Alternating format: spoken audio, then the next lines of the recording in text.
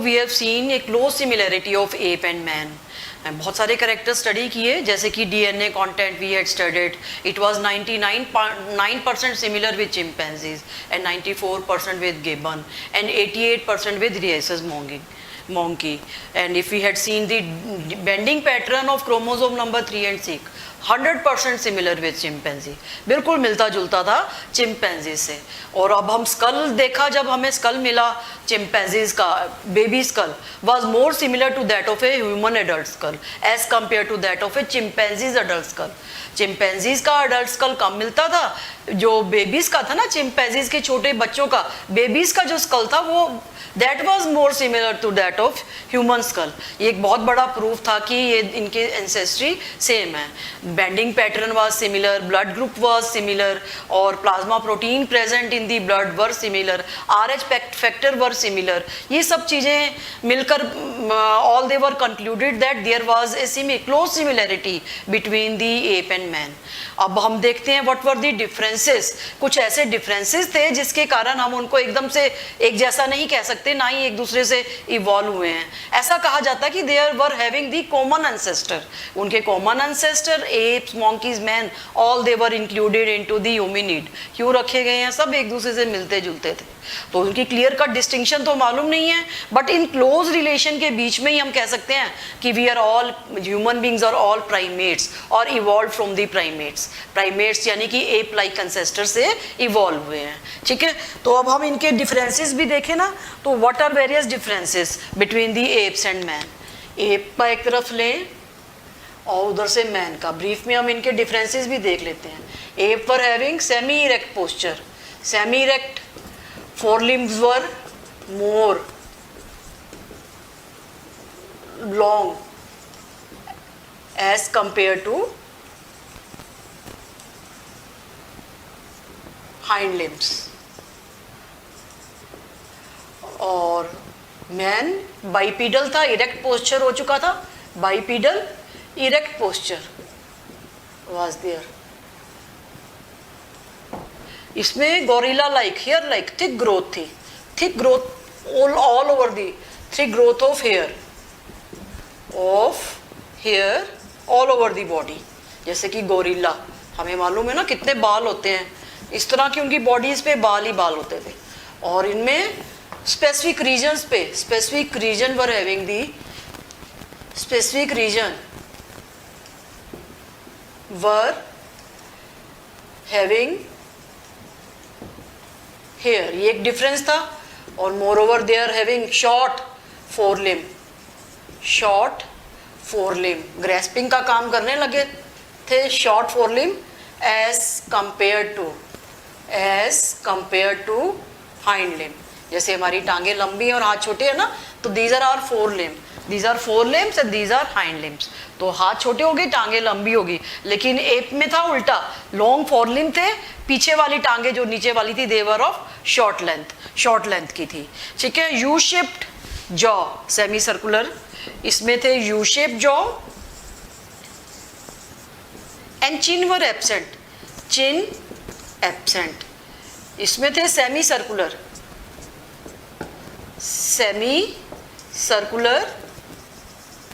Jaw, चिन present. ठीक है, brain capacity इसमें बहुत कम थी, लेस इंटेलिजेंट थे, 400 cc brain capacity, less intelligent. और इनमें brain capacity was more developed, more brain capacity. और इनकी अगर हम डिफ्रेंशिएशन देखें ना, different time from time to time, 300 to 1600 cc brain capacity was there. ठीक है, तो ये करेक्टरिस्टिक्स थे जिसके बेसिस पे they were more different from each other. इसमें थंब पैरेलल टू पाम था, अंगूठे थे ना जो हाथ पैर में, हाथ four limbs and hind limb में पैरेलल टू पाम। इसमें thumb opposite to palm, thumb opposite to palm. So all these characteristics were differentiating ape from man. Now we come to the human evolution. Human evolution हम देखते हैं किस तरह से ape like structures सबसे पहले आए, जैसे कि Dryopithecus and Ramapithecus, and after that connection of ape and man like Australopithecus. फिर प्री हिस्टोरिक मैन में we will be studying about Homo habilis and then we will be coming to the Homo habilis की different species, subspecies, and then Homo erectus, and then फिर we will be studying about the Homo sapiens. Book में 2 या 3 species के बारे में बताया गया और सब स्पीशीज के बारे में little bit indication they have given, तो हम उनको कंप्लीट सीक्वेंस में और डिटेल में देखेंगे. तो first of all we start with human evolution with ape man. Human evolution.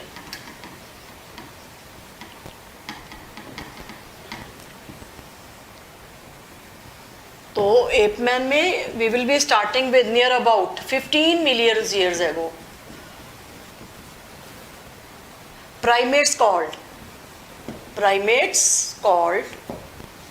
Dryopithecus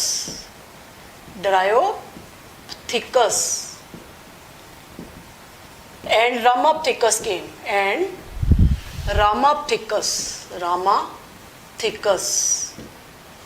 came east African jungles में. ईस्ट अफ्रीका में वहीं से ही तो इनके bending more variations of DNA content, evolution और ओरिजिनेशन कहाँ से कही जाती है, फ्रॉम दी साउथ और ईस्ट अफ्रीकन जंगल से. जितने भी इनके फॉरेस्ट एरियाज हैं तो देवर मोर फाउंड इन फॉरेस्ट एरिया में मिले. Forest area. ट्री ड्वेलर्स थे.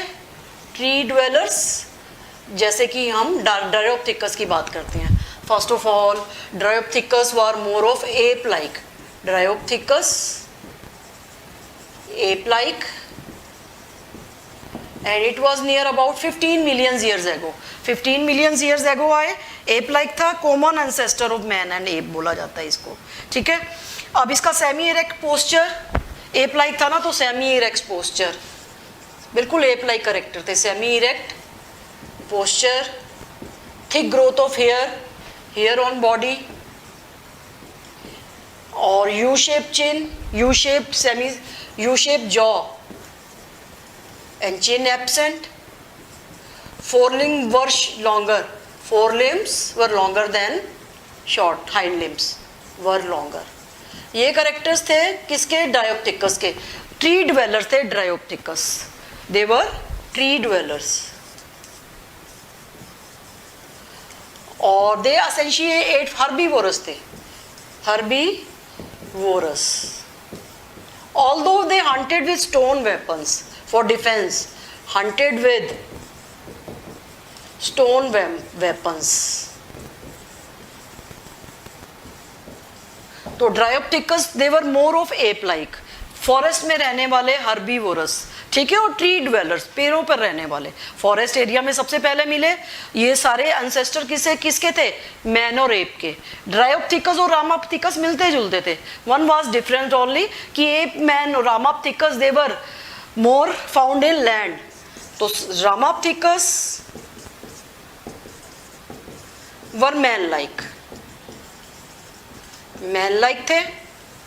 ठीक है. और इसमें कुछ स्पीशीज मिली जैसे शिवाप्थिकस, कैन्याप्थिकस.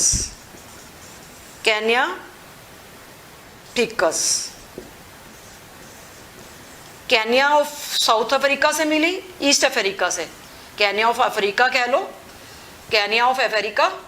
और शिवालिक हिल ऑफ इंडिया से शिवाप्थिकस मिला. फॉसिल्स इनके शिवालिक हिल्स ऑफ इंडिया. और ये सब क्या थे? मिलते जुलते. All they were Ramapithecus. मिलते जुलते थे, man like, and they were land dwelling. और they were also herbivorous.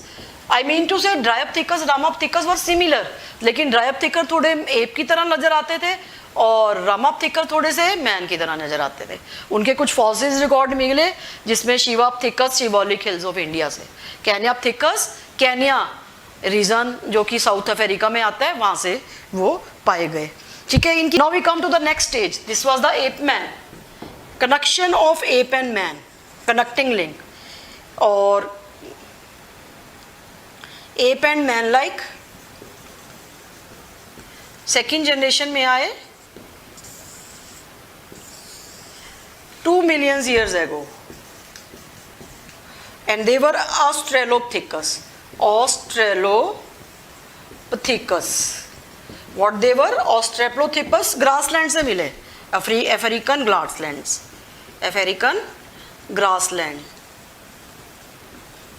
And again they were essentially eating what they hunted the with stone and weapons, stone weapons से hunt करते थे, but again probably more herbivorous थे. Australopithecus भी क्या थे, herbivorous थे. और whatever ईस्टर्न अफ्रीकन ग्रासलैंड से मिले हर्बीवोरस थे, स्टोन वेपन से ये हंट करते थे, hunted with stone weapons. Essentially ate meats. Essentially ate meats means, oh sorry, fruits. Probably essentially or probably, I check and then tell you. If there is a difference of a single word, essentially ate fruit, herbivorous थे, essentially ate fruit, यानी कि they were not carnivorous. essentially ate fruit, ये भी herbivorous थे, ठीक है, carnivorous नहीं थे. ब्रेन कैपेसिटी इनकी थी 650 CC, brain capacity was there, ठीक है. और उससे पहले जो थे उनकी तो कम होगी, इससे भी 450 के आसपास होगी, रामाप्थिकस, ड्रायोप्थिकस जो एप लाइक नजर आते थे. अब ये कनेक्शन थे, connection between, connecting link between app and man, connecting link between ape and man. So what we have to consider the main characteristics of Australopithecus. 2 million years ago Eastern African countries से, region से मिले, herbivores थे, brain capacity was near about 650 cc, और 650 cc brain capacity थी इनकी, या 600 cc के पास. और इसमें एक स्कल मिला बेबी का ट्वेंग रीजन से, school of baby from Tuang region, Tuang region of East Africa. तो उसको हमने ट्वेंग बेबी नाम दिया.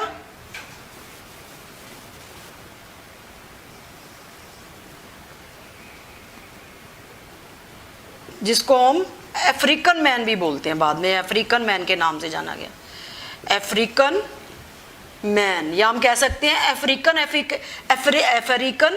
अफ्रीकेंसिस, एफ्रीकेंसिस. तो ये तो थे ऑस्ट्रेलोपिथेकस के characteristics. They were a little bit evolving from the Dryopithecus. 15 million years ago Dryopithecus मिले, और what we can say they were also called proconsul. और ये Australopithecus जो ape man fossils थे, इनको हमने ape like और ape man fossils के नाम से, और इनके fossils जो मिले थे उनको हमने ape man fossils का नाम दिया.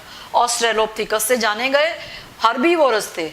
ये करेक्टर 600 सीसी के आसपास इनका ब्रेन डेवलप हो चुका था, हर्बीवोरस 2 मिलियंस ईयर्स एगो.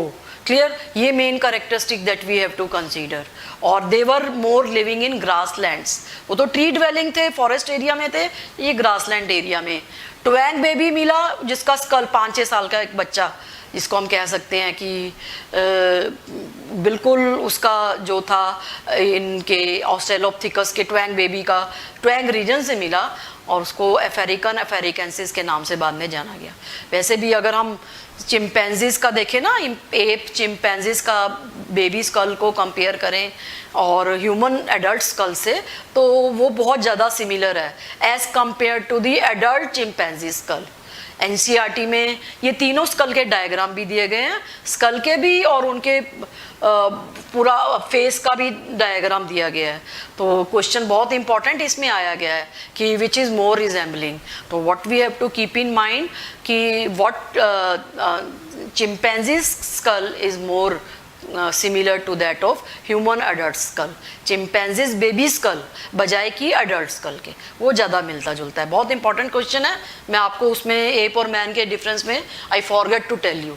तो ये भी एक इम्पॉर्टेंट क्राइटेरिया माना गया एप और मैन के बीच में कनेक्शन कह सकते हैं हम इनको. ठीक है। तो अब ऑस्ट्रेलोपिथेकस के बाद हम देखते हैं व्हाट कम्स। अब इसमें ऑस्ट्रेलोपिथेकस के जो एप लाइक कैरेक्टर थे, तो लेस क्रेनियल कैपेसिटी, ये भी हम एक बार देख लेते हैं। एप लाइक कैरेक्टर थे, less cranial capacity, less cranial capacity थी,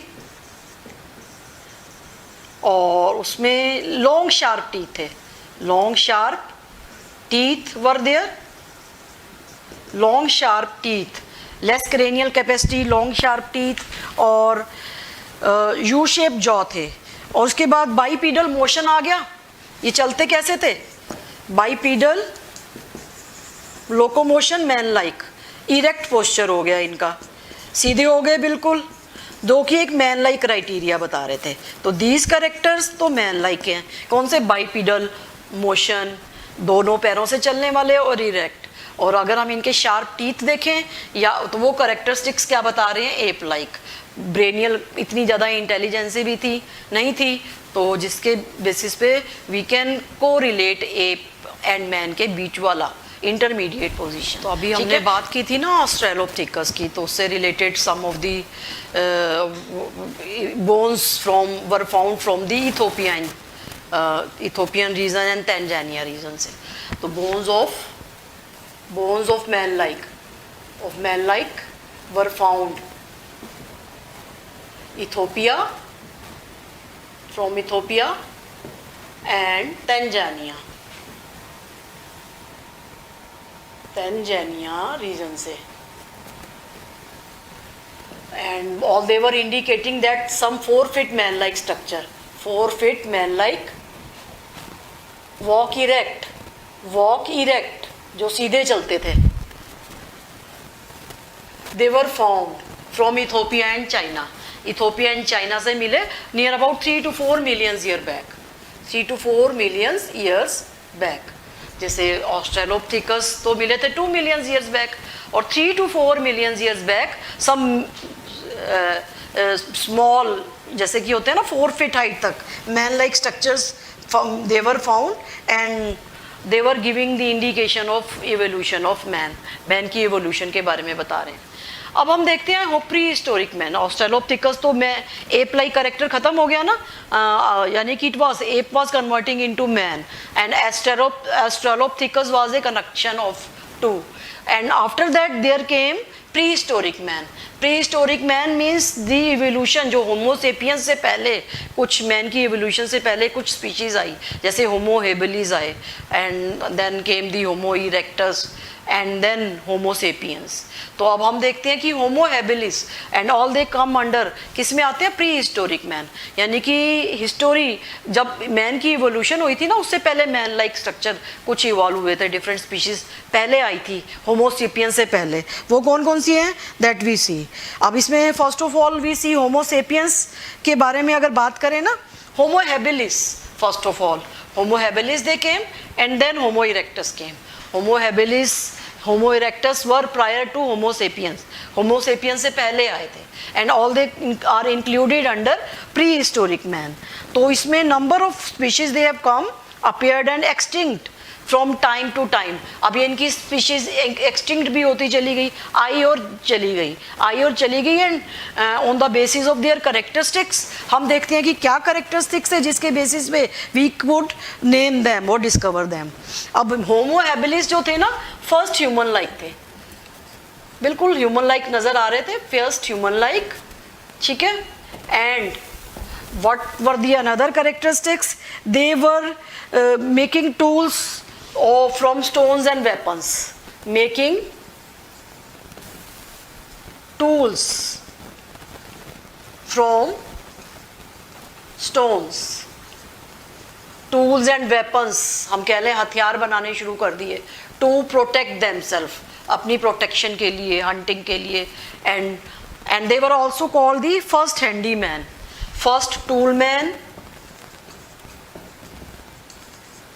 और फर्स्ट हैंडीमैन। फर्स्ट हैंडीमैन सबसे पहले हथियार होमो हैबिलिस ने बनाए, तो इसलिए उनको फर्स्ट टूलमैन और फर्स्ट हैंडेड मैन ही बोलते हैं। And they were probably eating the fruits, यानी कि प्रोबेबली कंडीशन आ गई, probably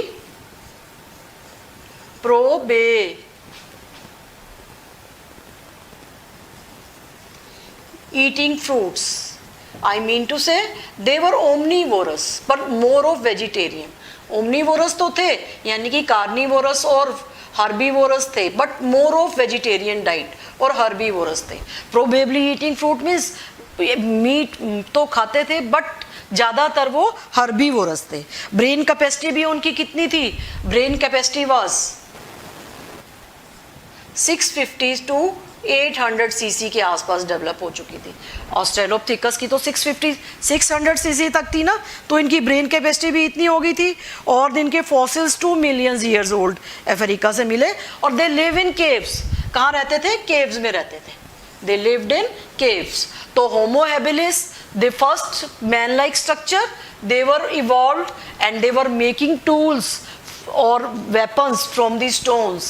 First handyman, first true man भी कहते हैं इनको, क्योंकि पहले जो कि मैन की तरह से नजर आते थे.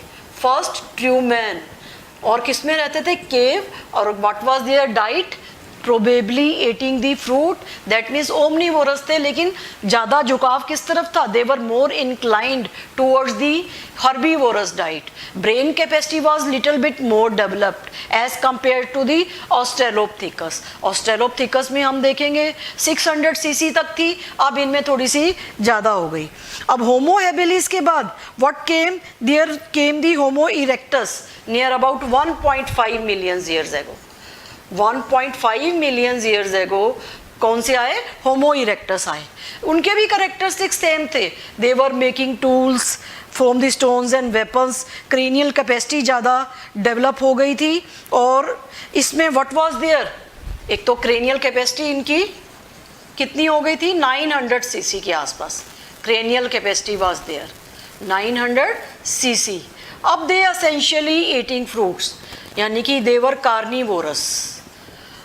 कार्निवोरस की तरफ झुकाव हो गया है. More inclination towards the carnivorous type of habits. Hunting with stones and weapons and for defend, for protection and for their prey. उसके लिए इन्होंने स्टोन्स के वेपन्स से अपना काम करना शुरू किया. स्टोन से ही वेपन्स बनाते थे जिसके बेसिस पे वो हंट करते थे, ईट खाते थे.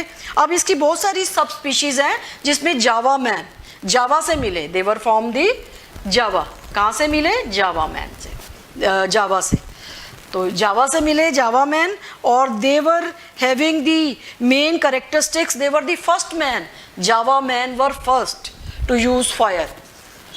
जावा मैन फर्स्ट यूज्ड फायर. ये बहुत इंपॉर्टेंट क्वेश्चन है. First use fire for hunting, protection and cooking food. Protection and cooking food. And cooking food I mean to say कि अब इन्होंने कच्चे के तरफ से खाना बंद करके रॉ मटेरियल वॉज कुक्ड. जो भी था वो कुकिंग स्टार्ट हो गई थी. फायर को एज ए उन्होंने for cooking the food material start करना शुरू कर दिया. और hunting was also there. They use fire for hunting, for protection and all these were done by the Java man which is a subspecies of Homo erectus. Homo erectus की सब species है. ठीक है. तो ये 1891 में आए थे. इनके बाद क्रेनियल कैपेसिटी इनकी नियर अबाउट कितनी थी? 900 CC. That we have already known. 900 CC इनकी क्रेनियल कैपेसिटी थी. होमो इरेक्टस के आसपास उनकी भी इतनी ही थी ना. तो जावा मैन की भी क्रेनियल कैपेसिटी एवरेज 900 सीसी. 1891 में आए. ओमनीवोरस थे. And cannibalism was also found. Omnivorous तो हम कह ही सकते हैं, यानी कि वेजिटेरियन और नॉन वेजिटेरियन दोनों थे. कैनाबैलिज्म मीन्स अपनी ही स्पीशीज़ को भी खा लेते थे. Cannibalism was also found in them. तो इस तरह से एक जावा मैन आए. And after that what we can say there came the Peking man, जो चाइना से डिस्कवर हुए. पीकिंग मैन आई from here. Peking man from China. Their habits were same. जैसे कि they were also omnivorous. They use fire for cooking, for cutting and killing of animals. और near about brain capacity इनकी 1000 के आसपास थी. Peeking man की 1000 के आसपास ब्रेन कैपेसिटी वाज देयर. ठीक है, एवरेज लगा रहे हैं, यानी कि 1000 और 300 1300 के बीच में थी ब्रेन कैपेसिटी और 1050 के आसपास। इनमें भी कैनाबिलिज्म और ओमनीवोरस हैबिट देखने को मिली। होमो इरेक्टस, पी कैंसिस, जावा मैन को हम बोलते हैं होमो इरेक्टस, इरेक्टस और पी कैंथोट्रोपस। ये जो नाम दिए गए ना, they are not given in NCERT, but you have to just look at it at a one glance. आपने थोड़ा सा ही इसको देखना है। वैसे इनके आने के चांसेस कम होते हैं, लेकिन एम्स में कई बार हो जाता है कि इस तरह के क्वेश्चंस आ जाते हैं, इसलिए ज़रूरी हो जाता है, नहीं तो नीट में तो ना के बिल्कुल 100% नहीं आएंगे। ठीक है, तो जावा मैन जावा से डिस्कवर हुए, पीकिंग मैन चाइना के जंगलों से। ठीक है, होमो इरेक्टस, पीकेंसिस नाम दिया गया सीनेंथोट्रोपस, और जावा मैन का Homo erectus erectus Pithecanthropus was their name. Heidelberg जो थे, they were from the Germany. कहाँ से थे? हीडलबर्ग जर्मनी में है, तो वहाँ से ये आए। And they were also having that they same characters and they also become extinct. तो ये तो pre historic Homo habilis, prehistoric mans में we have studied about Homo habilis and Homo erectus. So finally Homo sapiens species were formed, and it was also formed जो भी modern species और immediate species है ना, होमो sapiens sapiens, उससे पहले भी 2 या 3 सब स्पीशीज थी। तो उन सब स्पीशीज को हम देखते हैं कि किस तरह से वो वेरी करती थी और किस तरह से वो इवॉल्व हुई बेस्ड ऑन देयर लोकेशन और from where their fossils were found, उसके अकॉर्डिंगली उनके नेम्स वर गिवन। जैसे कि Homo sapiens species it was formed and Homo sapiens Neanderthal species was formed from the rocks of Neanderthal of Germany, और we can say East Asia और Central Asia regions में ये evolve हुई। और time period क्या था इनका? Time period was from 1 lakh to 40,000 years ago. 1 lakh to 40,000 years ago, what was there? The Homo sapiens Neanderthal species was formed. Neanderthal species was formed. तो Neanderthal is based on the names of the rocks which was present in the Germany. ठीक है, and these were all present in East और Central Asian parts में ये present थी। और what were their characteristics? They mostly live in कहाँ? Huts में रहती थी, huts, और they were having what we can say omnivorous nature थी इनकी, omnivorous, having the brain size, इनकी brain capacity थी, brain capacity was 1400 cc, जो मॉडर्न मैन से मिलती जुलती है। 1400 cc, सॉरी 1400 cc के आसपास थी। Language and speech centre wall also start हो चुके थे, थोड़ी थोड़ी लैंग्वेज भाषा जाननी शुरू कर दी थी, और स्पीच सेंटर वर स्टार्टेड। और दे वर ऑल्सो हंटर्स, जानवरों का शिकार करते थे, और whatever skins were obtained and they protected their body और they hide their body from these animal skins, so they covered their body, covered bodies from hunting of animals, taking their skins from hunting of animals and covering their skin and covering their bodies, covering their bodies. तो these were main characteristics of Neanderthal mans. और इसके अलावा speech language was developed also, and they also started buried their dead. They buried their dead because they at this time a little bit we can say religious और spiritual mind हम कह सकते हैं, थोड़ा थोड़ा उनमें emotional they started developing. तो इसीलिए उन्होंने क्या किया? They started buried their deads in the soil,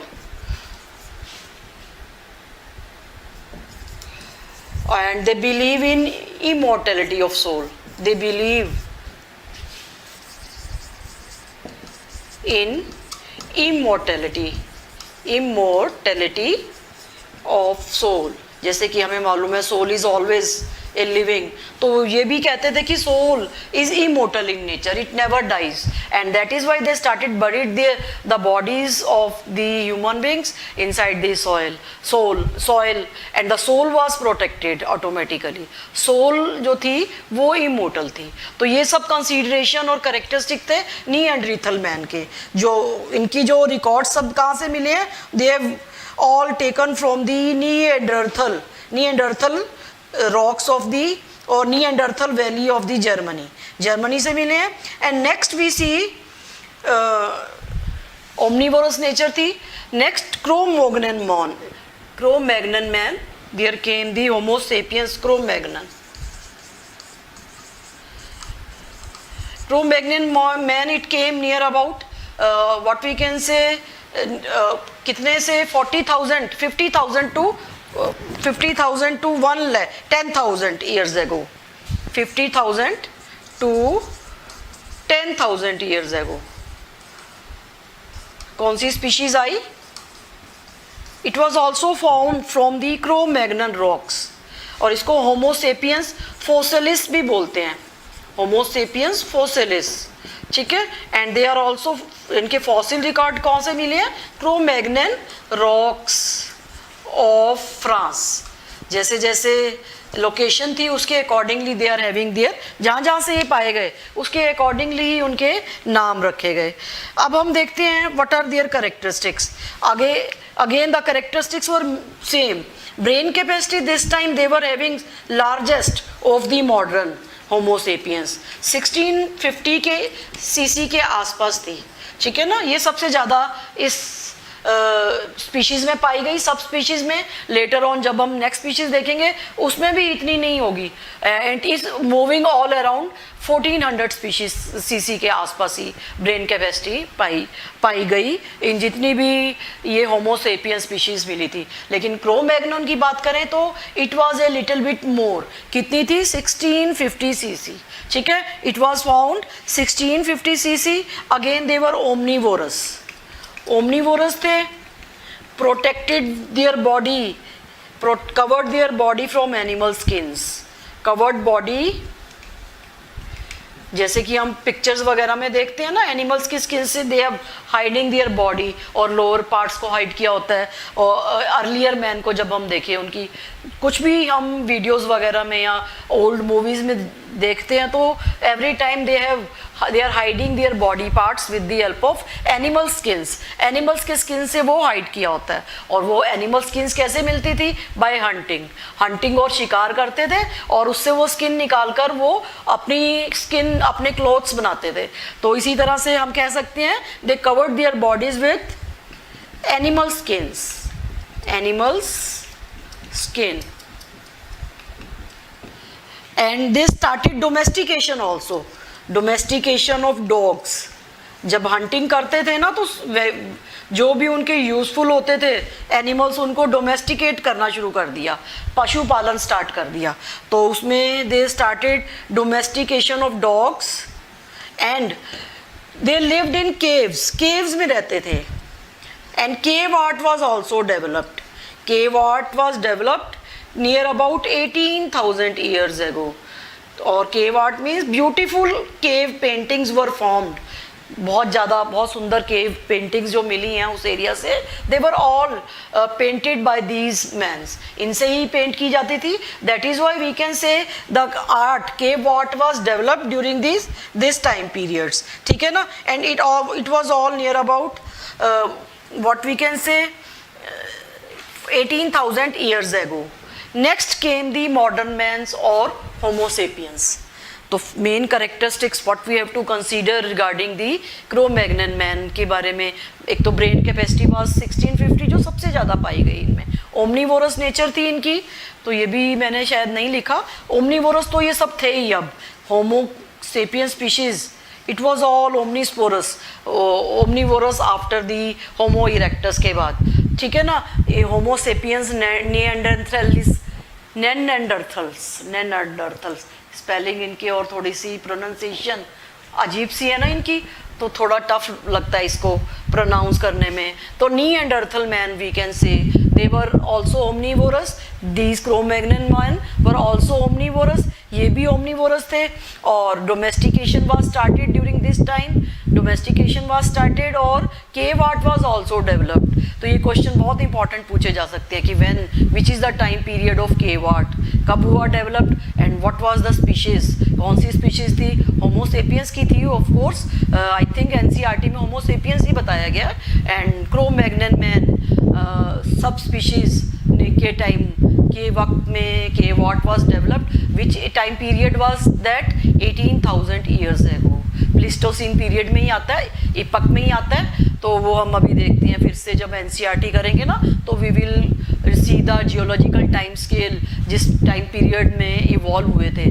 Cenozoic Ira तो हमें मालूम ही है, पेलो और मीजो तो नहीं था. लेटेस्ट ईरा सीनोजोइक था. और उसके अंदर कौन से इपक में है, लेटेस्ट इपक में तो ये हुए थे ना. तो वो अर्ली प्लीस्टोसिन में या लेट प्लीस्टोसिन पीरियड में different subspecies they were evolving, सब इवॉल्व हुए थे. और प्लीस्टोसिन इपक में और time periods we can say recent time periods माना जाता है 18,000 और 10,000 ईयर्स बैक. ये सब हम कह सकते हैं कि लेटेस्ट टाइम पीरियड है. ठीक है. और होमो सेपियंस करने के बाद, निएंडरथल के बाद, क्रो-मैग्नन के बाद, after this we will be coming to the Homo sapiens sapiens, जो मॉडर्न मैन की तरफ मूव कर रहे थे. Homo sapiens sapiens. अब इनके बारे में it is said they were evolved in Africa. कहाँ पे इवॉल्व हुए? साउथ अफ्रीका में, नॉर्थ अफ्रीका में इवॉल्व हुए. एंड बट दे डिस्पर्स, उस कॉन्टिनेंट से they migrate to different continents. Different continents में डेवलप हो गए, चले गए. And they settled and they were having their distinct races wherever they move. जैसे Caucasoid races was there, Caucasoid races, Mongoloid, starting के जो भी ये जातियां थी, या हम कह सकते हैं निग्रोइड, निग्रो जो अफ्रीका में रहने वाले थे. ठीक है ना. तो और भी बहुत सारी इस तरह से distinct races were found modern man की.